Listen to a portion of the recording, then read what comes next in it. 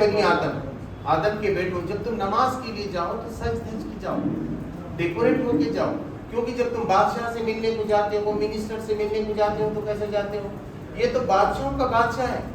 پہلے کیا تھا، جو آدمی نہاتا نہیں تھا، بال اس کے بکھر گئے، کپڑے پھٹ گئے، تو سمجھتے تھے کیا خدا کے راہ میں یار، ہے نا۔ یہودیوں میں عیسائیوں میں ایسا ہونے لگا تھا، وہ کئی مہینوں تک نہیں نہاتے تھے۔ اللہ تبارک تعالیٰ نے کہا نہیں، پاکی آدھا ایمان ہے، اور اچھے کپڑے پہننا ضروری ہے، پورے کپڑے اور پورے لباس میں آپ کو مسجد میں آنا ہے۔ کعبۃ اللہ کا طواف کے لوگ جو ہے نا ننگے ہو کر کرتے تھے، اللہ تبارک تعالیٰ نے روک دیا، نہیں کہا اس کو جو ہے نا اس احرام کے ساتھ کرنا۔ تو یہ ساری باتیں جو ہیں بتائی گئی، تو اس میں یہ بتایا گیا وَكُلُوا وَاشْرَبُوا وَلَا تُسْرِفُوا، اور کھاؤ پیو، کوئی پابندی نہیں۔ اللہ نے جو چیز حلال کی، جیسے انہوں نے کہا کہ کوئی بریانی پکتی ہے، کوئی ترکی کا پھل آپ کو اچھا لگ رہا ہے، آپ منگا کے کھا رہے ہیں، کوئی گناہ نہیں، کہیں سے بھی کھائیے، جائز اور حلال چیز ہے، اچھی سے اچھی آپ پھل کھا رہے ہیں، اچھی سے اچھی غذا کھا رہے ہیں، ایمانداری کے پیسوں سے کھا رہے ہیں، تو اس میں کوئی گناہ نہیں۔ ولا تسرف، لیکن اسراف مت کرو، ایسا نہیں کہ ہوٹل میں گئے خوب منگا لیا، آدھا چھوڑا آدھا پھینک دیا، یہ اسراف ہے۔ یا کسی کی دعوت میں گئے، پیٹ کو جتنا لگتا تھا اس سے زیادہ کھا لیا، تو یہ بھی جو ہے گناہ ہے، اسراف ہے۔ انہ لا یحب المسرفین، اللہ تبارک تعالیٰ فضول خرچی کرنے والوں کو، اسراف کرنے والوں کو بالکل پسند نہیں۔ اس کے بعد کی آیت دیکھیے، قل من حرم زینت اللہ التی اخرج لعبادہ والطیبات من الرزق، ان سے پوچھو تو کہ کس نے حرام کیا جو نعمتیں اللہ تبارک و تعالیٰ نے نکالی ہیں اپنے بندوں کے لیے اور پاک خانوں میں سے۔ اب قرآن مجید میں ایک جگہ ہے کہ ہم نے دیکھیے ایسے ماربل نکالے، زمین سے پتھر نکالے جو گلابی رنگ کے بھی ہیں، سفید رنگ کے بھی ہیں، اور اس میں کالے کالی دھاریاں بھی موجود ہیں۔ قرآن کیا ہے؟ تو یہ کس کے لیے ہے؟ پھر اگر ہم نہیں لگانا ہے تو ماربل کس کے لیے ہے؟ ہیرے جواہرات موتی یہ کس کے لیے ہیں سر؟ اللہ تبارک تعالیٰ نے کہا کہ یہ تو میں نے اپنے بندوں کے لیے نکالا تھا، کھانے پینے کی چیزیں بھی نکالا تھا۔ تو اس سے مراد ہے اچھی بلڈنگیں، اچھی گاڑیاں، اچھی کاریں، بلکہ ابھارا گیا ہے کہ اچھے گھوڑے رکھنے پہ تو عبادت ہے، ثواب ہے۔ اب گھوڑوں کی جگہ جو کاروں نے لے لی ہے، تو آپ اچھے سے اچھی کار رکھیں گے تو اس میں گناہ کیا ہے؟ بلکہ پسندیدہ ہے۔ تو کہا گیا کہ یہ جو کس نے حرام کیا؟ اس کے بعد بڑی اہم بات کہی، قُلْ هِيَ لِلَّذِينَ آمَنُوا فِي الْحَيَاةِ الدُّنْيَا، یہ سب اہل ایمان کے لیے ہے، دنیا میں، کافروں کے لیے نہیں ہے کہ وہ تو رہے محلوں میں اور ہم رہے جھوپڑیوں میں، اور ہم بولے کہ نہیں دنیا ان کے لیے، آخرت ہمارے لیے۔ ایسا تو قرآن کی آیت، آپ کسی کی بھی تفسیر جا کے پڑھیے، اب آپ یہ اٹھائیے سورہ اعراف اٹھائیے اور کسی کی بھی تفسیر دیکھ لیجیے، آپ جتنے مفسرین ہیں انہوں نے کیا لکھا ہے۔ انہوں نے یہ لکھا ہے کہ اسی لیے اللہ تبارک تعالیٰ تمہاری حکومت بھی پسند کرتا ہے، وہ چاہتا ہے کہ حکومتیں بھی مسلمانوں ہی کی رہیں، یہاں کی انڈسٹریز بھی مسلمانوں کے رہیں، ہے نا، یہاں کی تجارت بھی۔ ایسا صحابہ اکرام رضی اللہ تعالیٰ عنہ نے کر کے بتا دیا، ہمارے سامنے نمونہ ہے، اللہ کے رسول صلی اللہ علیہ وسلم ہے، صحابہ اکرام ہیں، انہوں نے مدینہ میں کیسی بستی قائم کی اور پوری دنیا تک یہ پیغام کیسے پہنچایا۔ تو بتایا قل ہی للذین آمنوا فی الحیاۃ الدنیا خالصۃ یوم القیامہ، اور قیامت میں تو انہی کے لیے۔ وہ اس لیے ہوا کہ صحابہ نے پوچھا اللہ کے رسول صلی اللہ علیہ وسلم، یہ جب مسلمانوں کے لیے تو پھر کافروں کے کو کیوں مل رہی ہیں پھر یہ ساری چیزیں؟ تو بتایا گیا کہ اللہ تبارک تعالیٰ کا جنرل ہے، خلیفہ ہونے کے حیثیت سے سارے انسان خلیفہ ہیں، تو فرشتے ان کے بعد، تو جو محنت کرے گا مسلم ہو کے کافر، اس کو کامیابی ملے گی، اس کو حکومت بھی ملے گی، اس کی تجارت بھی اچھی ملے گی، اس کو کھانا بھی اچھا مل سکتا ہے۔ لیکن قیامت میں ایسا نہیں ہوگا، خالصۃ یوم القیامہ، یہ تو کوئی منافق کو، کسی کافر اور کسی مشرک کو جنت نہیں ملے گی، یہ صرف کذالک نفصل الآیات، کذالک نفصل الآیات لقوم یعلمون، اس طرح ہم تفصیل سے اپنی آیتیں بیان کرتے ہیں علم رکھنے والوں کے لیے، جو جاننا چاہتا ہے اس کے لیے۔ اس کے بعد میں نے آپ کی جو بات شروع کی وہ سورہ نحل کی ہے آیت، سورہ النحل کی 112ویں آیت ہے، اس کے اندر یہ بات فرمائی گئی، وَضَرَبَ اللَّهُ مَثَلًا قَرْيَةً كَانَتْ آمِنَةً مُطْمَئِنَّةً، اللہ تبارک تعالیٰ مثال دیتا ہے ایک ایسی بستی کی جو بہت اطمینان کے ساتھ امن میں رہتی، یاتیہا رزقہا رغداً من کل مکان، ہر طرف سے روزی کھینچ کھینچ کے اس کے پاس آتی ہے، بہت مزے میں۔ فَكَفَرَتْ بِأَنْعُمِ اللَّهِ، انہوں نے اللہ کی نعمتوں کی ناشکری کی، فَأَذَاقَهَا اللَّهُ لِبَاسَ الْجُوعِ وَالْخَوْفِ بِمَا كَانُوا يَصْنَعُونَ، تو اللہ تبارک و تعالیٰ نے ان کو لباس اڑا دیا بھوک کا اور خوف کا، جو وہ کمائی کر رہے تھے، جو اعمال وہ کر رہے تھے، اس کے نتیجے میں اللہ تبارک و تعالیٰ نے کیا۔ اور مفسرین یہ لکھتے ہیں کہ یہ بھوک اور خوف بہت بڑی اور گناہ کی بات ہے، خطرے کی بات ہے۔ اگر آدمی کو کھانا ملے اور وہ سکون سے رات میں سو جائے تو وہ کہتے ہیں کہ وہ سب سے خوش نصیب آدمی، اب دیکھیے فلسطین میں کیسا ہو رہا ہے، سیریا میں کیسا ہو رہا ہے، آپ کی یوکرین میں کیسا، بے چین ہے، کچھ بھی نہیں ہاتھ لگ سکتا. ایسی بے چین زندگی کتنی پریشان ہو جاتی ہے. حملہ ہو رہا ہے، جنگ کی حالت ہے، کھانے کے لیے آپ کے پاس کچھ نہیں ہے، تو یہ کوئی اچھی بات نہیں. اور اسی لیے سورہ لیلا کے قریش میں بھی کہا اللہ تبارک و تعالیٰ اطعمهم من جوع وآمنهم من خوف، کہ ہم نے تم کو بھوک کی حالت میں کھانا دیا اور خوف کی حالت میں ہم نے تمہیں امن دیا. اس لیے تم اس رب کے، اس گھر کے رب کی عبادت کرو، ہے نا.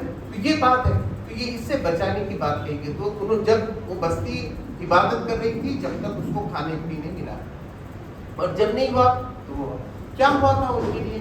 وَلَقَدْ جَاءَهُمْ رَسُولٌ مِّنْهُمْ فَكَذَّبُوهُ فَأَذَاقَهُمُ اللَّهُ، ان کو جو ہے عذاب آ گئے. ان کے پاس رسول آئے، انہوں نے رسول کی بات نہیں مانی تو عذاب نے ان کو پکڑ لیا.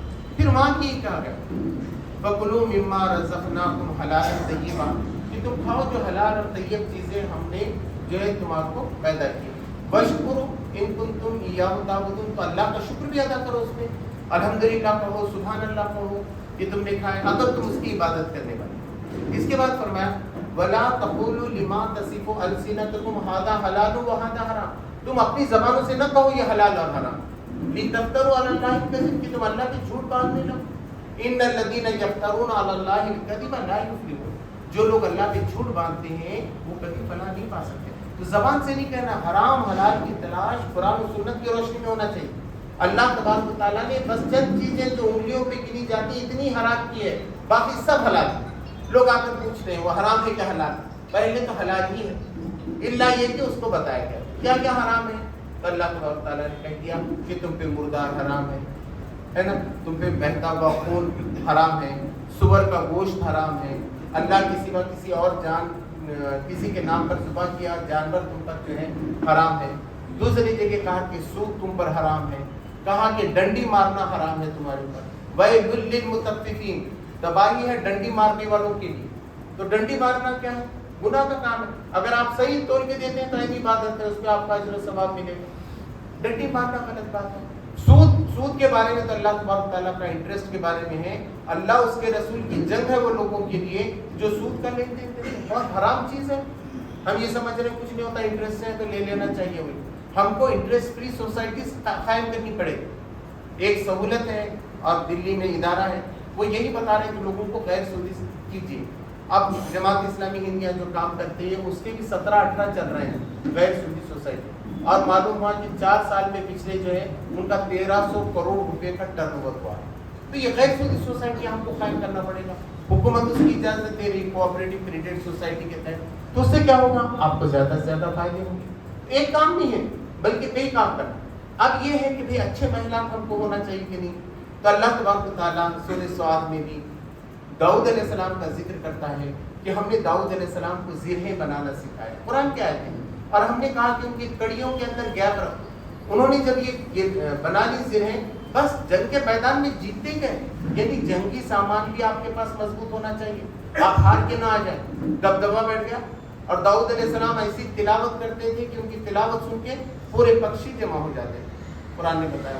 ان کے بیٹے سلیمان علیہ السلام، اللہ نے ان کو تو کئی بولیاں سکھا دی. چینٹی کی بات بھی وہ سمجھتے تھے، جس کی تحقیق اب ہوئی ہے کہ چینٹیاں بات کرتی ہیں آپس میں. تو انہوں نے چینٹیوں کی بات سن لی تھی. سورہ نمل کے اندر اس کا ذکر ہے. اور انہوں نے اچھے اچھے محلات جن بھی اللہ تبارک تعالیٰ نے ان کی، اب یہ جو بیت المقدس وغیرہ ہے ان کے زمانے میں بنی تھی، مسجد اقصیٰ وغیرہ. تو یہ جو ہے نا انہوں نے بنائے، محل بنائے اچھے اچھے، گھوڑے رکھے. اب اس کے اندر سورہ سعد کے اندر یہ بات ہے کہ بتایا گیا کہ شام کے وقت جب یہ سدھائے ہوئے گھوڑے، یعنی کہ جو اس وقت ریکٹ کا کام کرتے تھے اور یہ جو بمباری وغیرہ ہو رہی، اب وہاں جنگی سامان کیا تھا؟ گھوڑے تھے. وہ سلیمان علیہ السلام کے سامنے جب پیش کیا گیا، جب وہ سلیمان علیہ السلام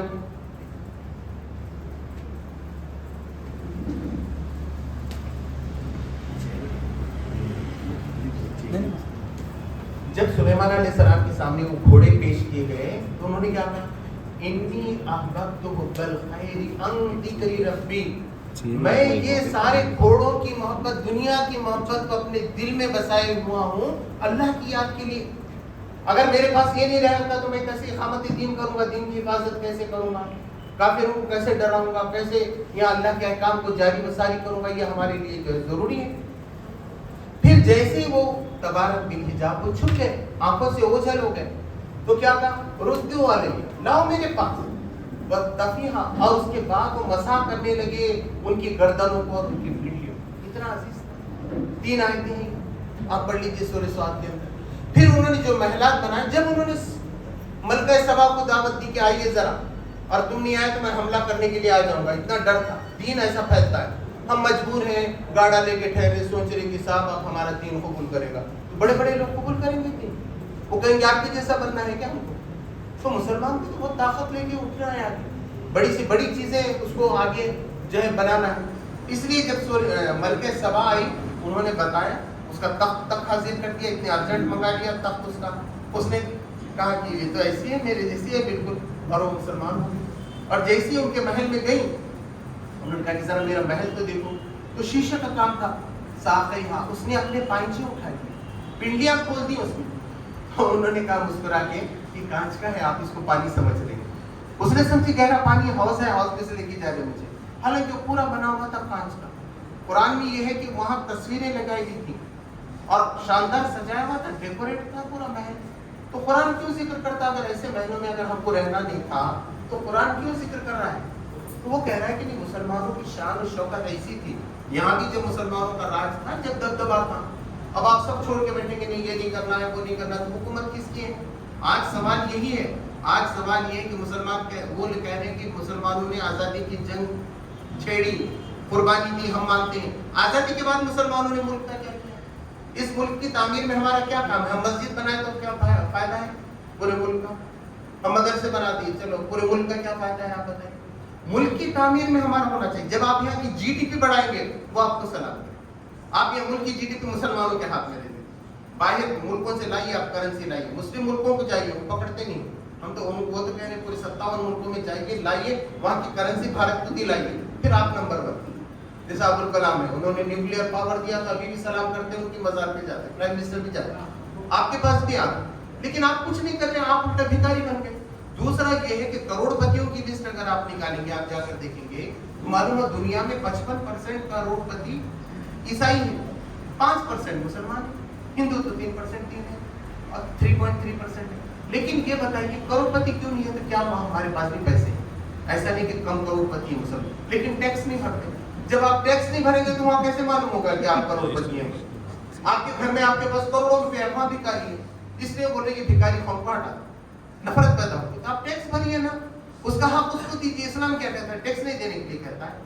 اسلام کہتا ہے بالکل پراپر ٹیکس بھریے, اس کا حق اس کو ملے گا, آپ کو ملے گا. ایکسپرٹس ہیں ہمارے پاس, سی اے ہیں, اور جو کرتا ہے اس کو جو ہے سہولت ملتی ہے پھر گورنمنٹ. اب جیسے بنگلہ دیش میں ہمارے ایک ساتھی نے وہاں ایگزیبیشن میں حصہ لیا, 3 لاکھ روپے خرچ آیا, گورنمنٹ نے فوراً ان کو 1.5 لاکھ دیا. اچھا کیا آپ نے, بھارت کا نمائندگی کر کے آپ نے واپس پیسے دیتی ہے گورنمنٹ, آپ کے ہوائی جہاز کی ٹکٹس دے دیتی ہے, باہر کے بڑے بڑے جو میٹنگز ہوتے ہیں اس کے اندر پرمیشن دیتی ہے. اب ہم نے چائنا کو ٹور لے کر گئے تھے, میں دبئی کو گیا تھا, وہاں کے لوگوں کو ہم نے جوڑا, وہ کہہ رہے ہیں کہ کرو. دبئی والوں نے تو یہ کہا ہے آپ آ کے یہاں انڈسٹری کریں گے تو ہم آپ سے کوئی ٹیکس نہیں لیں, تو آپ جا کے دبئی میں اپنی انڈسٹری کھول سکتے ہیں, اپنا گھر بنا سکتے ہیں, ساری پرمیشن ہے. اور گورنمنٹ چاہتی ہے کہ آپ جائیں پوری دنیا کے اندر اپنے گھر بنائیں رہیں. افریقہ میں لوگوں نے لینڈ خرید لی ہے, وہاں لی ہے, تو کئی ملکوں میں آپ کی پراپرٹی ہو سکتی ہے, کوئی بندی نہیں ہے, گورنمنٹ کی طرف سے بھی نہیں ہے, پسندیدہ. یہاں بھی آپ جو ہے ڈیولپ کیجیے. ابھی جو مچھلی کے پروجیکٹ ہیں, یا آپ جانتے ہیں کہ کلسٹر ہے, اس کا تعارف ہو رہا ہے کہ 15 لوگ مل کے 20 لوگ مل کے کلسٹر کھولیں, تو گورنمنٹ اس میں 80% اپنا پیسہ لگائے. بیدر میں جا کے آپ دیکھیے, وہاں 20 کروڑ کا پروجیکٹ ہے, 18 کروڑ گورنمنٹ نے دے دی, باقی سے نہیں لیتی, سود نہیں, آپ کو ہی دے دیتی وہ چلانے کے. تو آپ کو معلوم ہونا چاہیے. اب مچھلی کا جو چل رہا ہے وہ یہ ہے کہ آپ بینک سے سود نہیں لینا چاہ رہے ہیں, وہ کہہ رہے ہیں کہ آپ اپنے پیسوں سے کیجیے, ہم آپ کو گرانٹ دیتے ہیں. ہمارے پاس لاتور میں لوگوں نے ایسا کیا, 25 لاکھ کا پروجیکٹ تھا, خاتون کے نام پہ کیا تو 15 لاکھ گورنمنٹ نے دے دیے, مرد کے نام پہ تھا تو 10 لاکھ روپے دے دیے. تو یہ ساری فیسلٹیز یہاں پر جو ہے موجود ہیں. اور صحابہ کرام رضی اللہ تعالیٰ عنہ کے بارے میں آپ دیکھیے, عشر مبشرہ جن کو اللہ کے رسول صلی اللہ علیہ وسلم نے 10 صحابہ کرام رضی اللہ تعالیٰ عنہ کو جو ہے وہ دیا تھا, بشارت دی تھی دنیا کے اندر جنت کی بشارت. عبد الرحمن بن عوف رضی اللہ تعالیٰ, ان کے پاس اتنی بڑی پراپرٹی تھی جتنی کہ بل گیٹس کے پاس بھی نہیں ہے. حضرت عثمان رضی اللہ تعالیٰ عنہ 300 کروڑ کی پراپرٹی تھی ان کی انتقال میں. تو میں نے جو سنا تھا نا بچپن سے جو بولا میں یہی سنتا تھا, حضرت فاطمہ رضی اللہ تعالیٰ عنہ پیون کے کپڑے پہنتی تھی, گھر میں کام کرنے کوئی نہیں تھا تو ہاتھ کو گھنٹے پڑ جاتے تھے, کبھی کھانا پکتا اور فقیر آتا تو پورا کا پورا. تو یہ بالکل سچی بات ہے, لیکن ایک طرفہ بات. جب ہم نے تحقیق کی علماء سے پوچھا کہ بھئی اللہ کے رسول کے ایک داماد تو حضرت علی تھے, دوسرے داماد تو حضرت عثمان تھے نا, ان کے پاس تو 300 اونٹ تھے. تو بولے ہاں تھے نا, وہ تو اچھے کپڑے پہنتے تھے, ان کے پاس تو دودھ کی کمی نہیں تھی. ہاں یہ بات بھی سچی ہے. میں بولا وہ بہن دیتی نہیں تھی کیا پھر یہ بہن کو؟ پھر 2 بہنیں ہمارے نہیں, ایک بہن تو کروڑ پتی ہے اور دوسری بہن کے پاس کچھ بھی نہیں ہے جس کی ہمارے پاس اتنے لا رہے. انہوں نے کہا کہ وہ دیتی تھی, سب دیتے تھے, مگر ان کا معاملہ یہ تھا کہ وہ ایسے بھکاری غریب نہیں تھے صحابہ, وہ چوائس کے ساتھ تھے, آتے ہی خیرات کرتے تھے. ادھر سے بھیجا ان کی بہن نے کھانے کا, ارے بانٹ دو غریبوں کو, بانٹ دو, کپڑے آ گئے ان کو دے دیا, اپنا بھروسہ ہی. ایک روایت میں آتا ہے کہ حضرت عائشہ رضی اللہ تعالیٰ عنہ کے پاس بھی ایک بار بکری آ گئی, آپ بیٹھ کے پورا تقسیم کر دی. ان کے باندھی نے یہ بات کہی, ان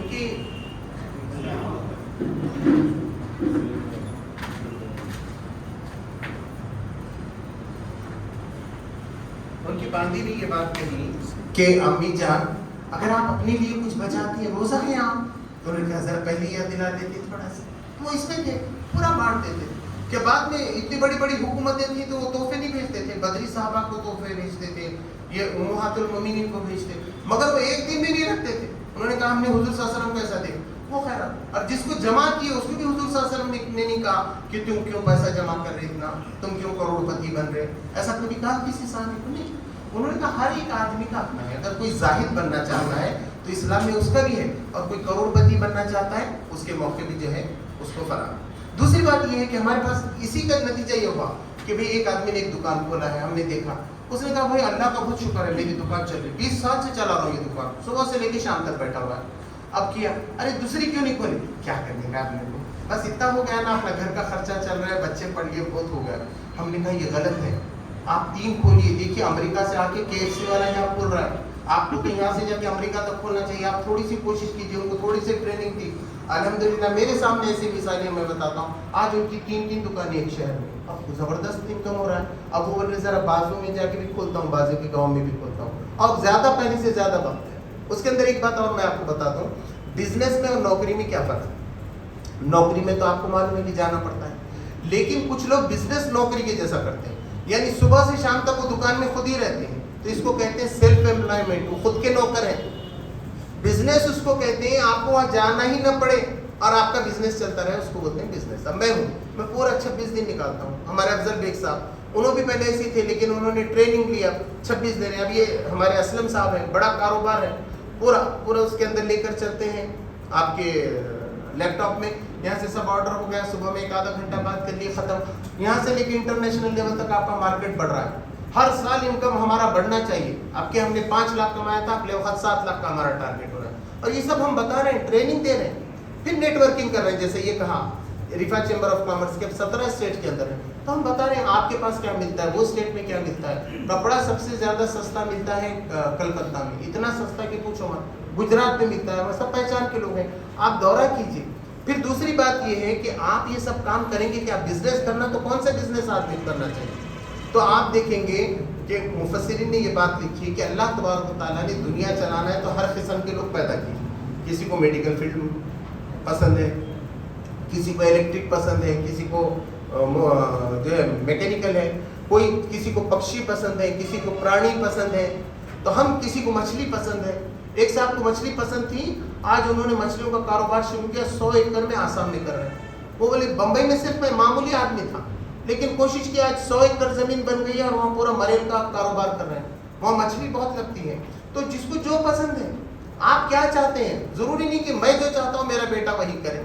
میں بیٹے کو بھی زبردستی نہ کروں, بلکہ بیٹے سے پوچھو, ہو سکتا ہے ایک آدمی بزنس مین ہے مگر اس کا بیٹا اچھا شاعر نکلے, علامہ اقبال کے جیسا. اب بولیں گے کیا شاعری کرتے بیٹھا تو شاعروں کی ضرورت نہیں ہے کیا, گیتکاروں کی ضرورت نہیں ہے کیا, ایکٹروں کی ضرورت نہیں ہے کیا. ہر وہ کام جو اللہ کے احکام کے مطابق کیا جائے وہ ہے. ہم نے چھوٹی چھوٹی فلمیں بنائی, بوند بوند زندگی, پانی کی اہمیت بھی کی ہے. پھر ہم اس کو لے کر گئے فلم فیئر ایوارڈ میں لے گئے, تو یہاں کا پہلا انعام ہم کو ملا. फिर नेशनल लेवल पे गए, नेशनल में बच्चों की इसमें हमको मिली छोटी फिल्म है 15 मिनट की, आप यूट्यूब में भी देख सकते हैं, बूंद बूंद जिंदगी। उसके बाद तो तलाक पे ये बहुत सी बनाई, उसकी वजह से क्या हुआ, ज़्यादा लोगों के अंदर जो है ना फ़ायदा हुआ। तो हर वो काम जो कुरान और सुन्नत की रोशनी में किया जाए, हम इसलिए हम सूद को हराम समझते हैं, हम समझते हैं कि नाप तोल में कमी करके हम बिजनेस नहीं सिखाएंगे किसको। पूरा कुरान और सुन्नत में जैसा वैसा कीजिए, फिर उसकी बरकतें देखिए आप। अब इंटरेस्ट फ्री लोन जो हम बांट रहे हैं, कितने लोग खुदकशी करने से रुक गए, वरना वो खुदकशी कर रहे थे, इंटरेस्ट में फंस गए, वैसे आदमी की जिंदगी अच्छी नहीं रहती। आपके पास रोज खबरें आ रही होंगी, उनका बैंक का बढ़ गया, ये हो गया, पूरे फैमिली के साथ जो है उसने खत्म कर दिया अपने आप को बनकर। तो ये सारे काम हैं।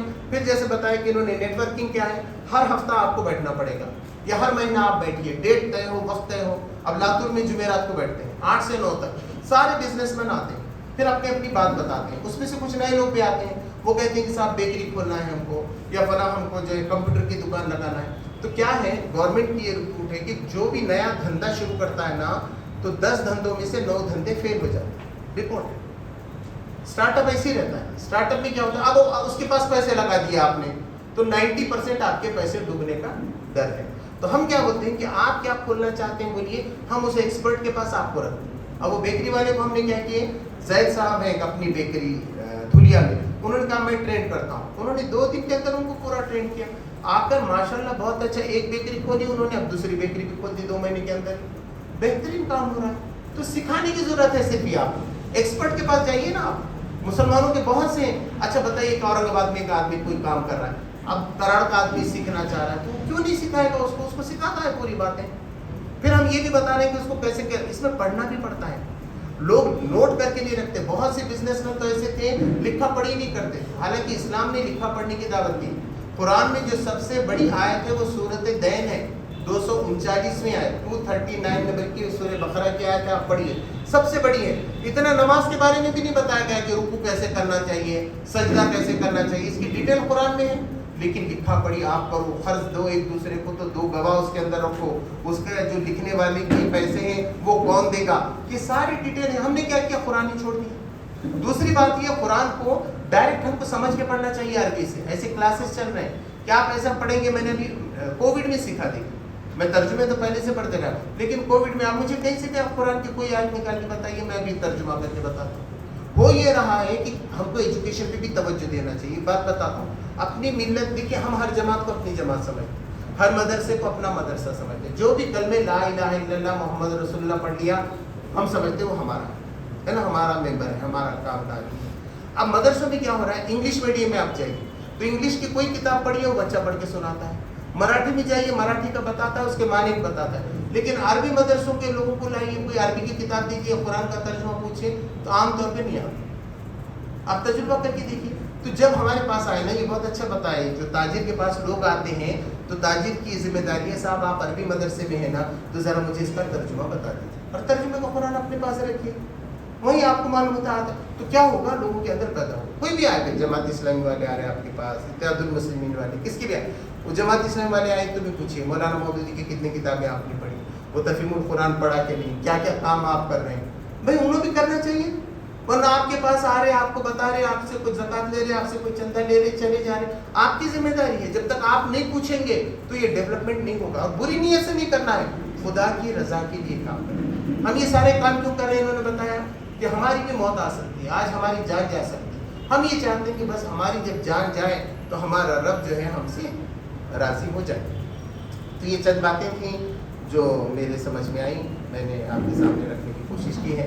अल्लाह तबारक तआला से दुआ है कि मुझे आपको दीन पे सही तौर पे अमल करने की तौफीक अता फरमाए। वाखिर दावाना अनिल हम्दुलिल्लाह।